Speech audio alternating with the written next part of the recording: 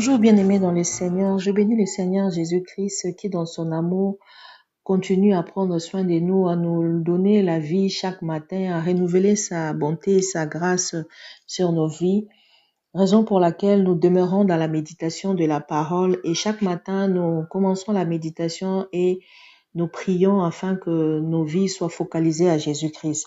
Bien-aimés, aujourd'hui nous allons partager dans les livres de Colossiens, le chapitre 2. Je vais lire à partir du verset 4 et jusqu'au 7e verset. Je lis au nom de Jésus. J'ai dit cela afin que personne ne vous trompe par des discours séduisants. Car si je suis absent de corps, je suis avec vous en esprit, voyant avec joie le bon ordre qui règne parmi vous et la fermeté de votre foi en Christ.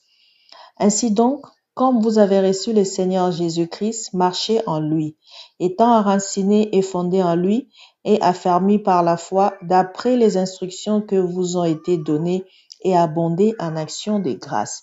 Bien-aimés, aujourd'hui nous allons partager sur les fausses doctrines. Nous intitulons ce passage, notre message par reconnaître les fausses doctrines. Nous intitulons ce passage en disant que reconnaissez une fausse doctrine en ceci. Il est important pour chaque enfant de Dieu de reconnaître une fausse doctrine. Parce que si tu es dans une fausse doctrine, tu seras en train d'être cultivé des choses qui vont t'amener en enfer.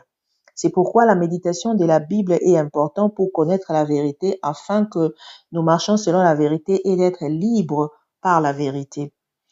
Nous passons directement au premier point pour reconnaître les fausses doctrines.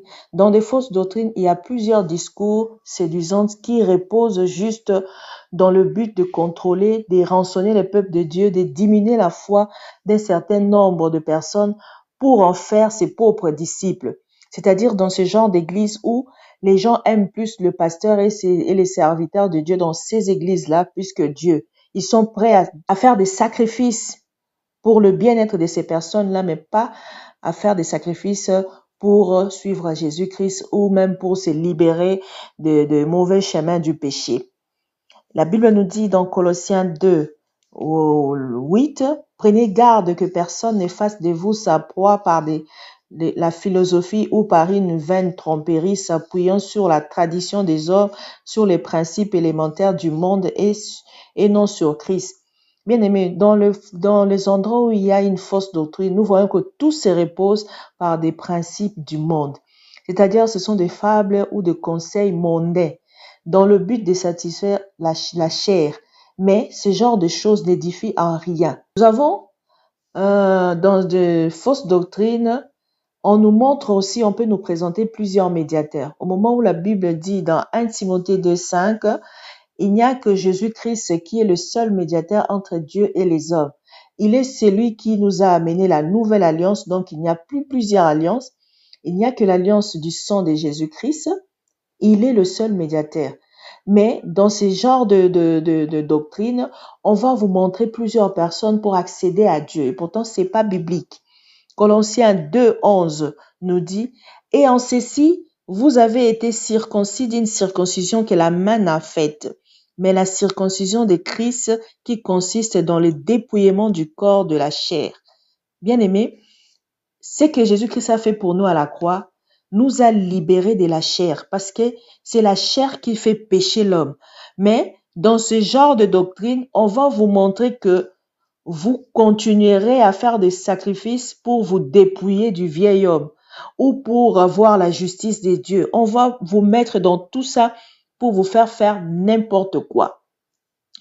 Aussi, tout ce qu'on peut recevoir par la foi, là-bas on dit non, pas question. Il faut qu'il y ait des rituels, il faut qu'il y ait des invocations, il faut faire des prières des esprits, il faut invoquer les esprits, plein de cérémonies pour distraire les hommes et pour les abrutir afin de bien les amener en enfer. Il y a aussi les problèmes des jougs. Dans des fausses doctrines, on vous montre toujours que vous êtes sous le joug du péché ou de quoi que ce soit, pour que vous n'accédez pas à la justice de Dieu. Et pourtant, Jésus-Christ nous a donné la justification au moyen de son sang. Nous sommes aujourd'hui tous justes. L'œuvre de la croix a justifié tout le monde. L'œuvre de la croix a libéré tout le monde du péché d'Adam et Ève. Nous sommes plus sous les jours des ancêtres ou des parents qui ont fait des choses et nous continuons à subir ces choses. Alors, lorsque vous connaissez la vérité, vous ne vous laissez plus faire, ces choses-là n'auront plus accès à vous. La Bible nous dit dans Colossiens 2, 13 à 15, je vais lire, « Vous qui étiez morts par l'offense et par l'incirconcision de votre chair, il vous a rendu à la vie avec lui en vous faisant grâce pour toute offense. Il a effacé l'acte et les ordonnances qui nous condamnaient et qui subsistaient contre nous et il a éliminé en les clouant à la croix. Il a dépouillé les dominations, les autorités et les a livrées publiquement au spectacle en triomphant d'elles par la croix. » Vous voyez, par la croix, Jésus-Christ nous a rendus libres. Aujourd'hui, si quelqu'un va aller en enfer, c'est parce qu'il ne s'est pas forcé d'entrer dans le royaume des dieux. On vous dira aussi du genre il y a plusieurs choses, on vous mettra comme interdit, ne mange pas ceci, ne fais pas ceci. Et pourtant, dans la nouvelle alliance, nous n'avons pas d'interdit sur le manger, pourvu que nous en fassions bon usage. Parce que si tu manges beaucoup aussi, tu peux en mourir. Tout excès nuit. Et nous voyons que la Bible nous dit, personne donc ne vous juge au sujet du manger ou du boire, ou au sujet d'une fête ou d'une nouvelle lune ou de sabbat. C'était l'ombre de choses à venir, mais le corps est en Christ. Le corps étant en Christ, il n'y a pas question qu'on vienne vous dire qu'on vous mette sous les jours des interdits. Parce que tous les interdits, personne ne pourra y arriver. Lorsqu'il y avait de la loi, il y avait trop d'interdits et tout le monde tombait dans le péché parce qu'avec la loi, personne ne pouvait s'en sortir. Aujourd'hui, tout est sanctifié par la prière. Donc, que personne ne vienne dire, ne goûte pas ceci, ne touche pas ceci, ne mange pas ceci. C'était l'ombre des choses à venir, dit la Bible. Alors, en Jésus-Christ, nous devons tout sanctifier par la prière. Et même lorsqu'on vous invite à manger quelque part, la Bible nous dit de manger de tout ce qu'on va nous présenter sans poser des questions par motif de conscience. Tu vas au marché, tu achètes tout sans poser des questions par motif de conscience. Parce que lorsque la conscience est accusée, c'est là où qu'engendre le péché, car tout ce qui n'est pas fruit de conviction devient un péché. Alors, si nous sommes en Christ, 1 Corinthiens 10, 27 nous dit de tout faire sans poser des questions par motif de conscience, pour garder notre conscience tranquille. Et tout est sanctifié par la prière. Alors, prions avant de faire quelque chose. Prions pour demander à Dieu la sagesse d'accomplir certaines choses. Prions pour sanctifier nos maisons, la nourriture, car tout est sanctifié par la prière. Il n'y a plus de rituel, il n'y a plus rien. Tout est obtenu par la foi. Quand tu pries et que tu as la foi en Jésus-Christ, tu as la guérison, tu as la vie, tu as la protection, tu as l'épanouissement. C'est pourquoi nos regards doivent être focalisés en Jésus-Christ, lui qui est notre Dieu. Alors ne nous laissons plus sous les jougs des hommes, parce qu'on n'est pas seulement sous les jougs du péché, mais on peut aussi être sous les jougs des hommes. C'est pourquoi nous allons prier, nous allons remercier Dieu. Et toi qui s'est retrouvé sous les jougs d'une doctrine ou d'une personne quelconque, rectifie ton tir. Toi qui étais en train de mettre les gens sous ton joug par ta fausse doctrine, change. Il serait bien de ne pas gagner les hommes, mais de partir un jour avec Jésus-Christ lorsqu'il y aura l'enlèvement. Mais si tu gagnes les hommes et tu gagnes tout ce qui est dans ce monde, le monde et toute sa convoitise va passer. Prions au nom de Jésus-Christ. Merci Seigneur parce que tu es bon. Merci Seigneur parce que tu nous as libérés du péché. Merci Seigneur parce que tu as voulu que nous soyons libres de vivre avec toi. Parce que la Bible nous dit, si vous êtes morts en Christ, nous sommes aussi morts aux principes élémentaires du monde. Alors nous ne devons pas vivre avec certaines impositions ou certains préceptes du genre ne prends pas, ne goûte pas, ne touche pas. Parce que toutes ces choses-là nous amènent toujours à l'abus. Toutes ces choses-là ont été fondées par les ordonnances et les doctrines des hommes pour assujettir l'humanité. Elle peut passer comme humilité, comme signe d'humilité, mais souvent, ce sont des choses qui nous abrutissent. C'est pourquoi, Seigneur Dieu, enlève-nous de ces choses.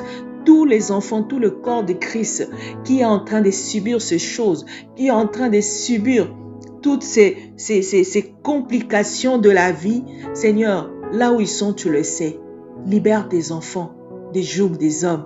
Libère tes enfants de fausses doctrines. Libère tes enfants de tout ce qui nous empêche de te regarder.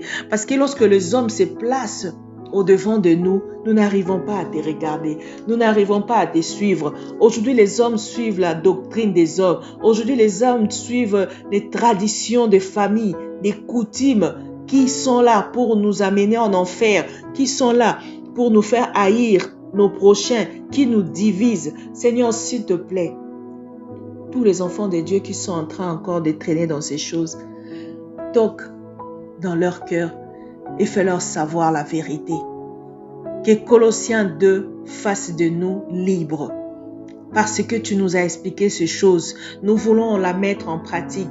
Nous voulons vivre notre joie en Jésus-Christ. Nous voulons avancer avec Jésus-Christ. Nous voulons te reconnaître comme le libérateur de nos vies, afin de ne plus vivre selon le monde. Car le monde avec toute sa convoitise va passer, mais toi tu ne passeras pas.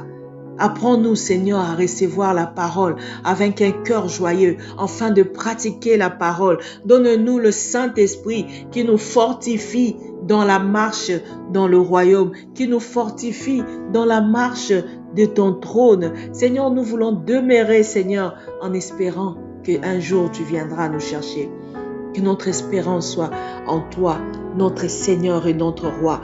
Toi qui as donné ton sang pour que nous soyons libres. C'est pourquoi j'ai prié pour mon frère, je prie pour tous les serviteurs de Dieu qui, par l'ignorance, ils ont fait entrer le peuple de Dieu par des jours, par des rituels, par-ci, par-là.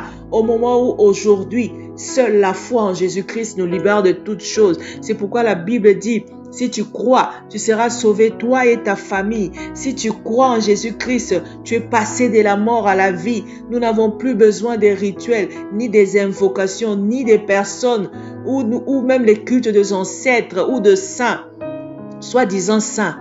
Oh Seigneur, c'est toi qui connais les véritables saints.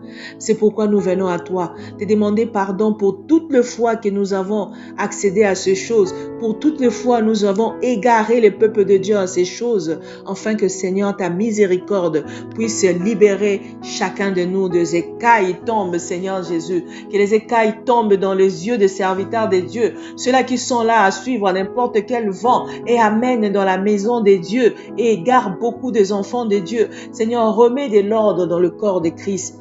Que les évangélistes fassent leur travail. Que les docteurs et tout le 5 ministères puissent s'imprégner de la doctrine des apôtres, afin que nous sortions de tout ce que le monde nous amène comme vent.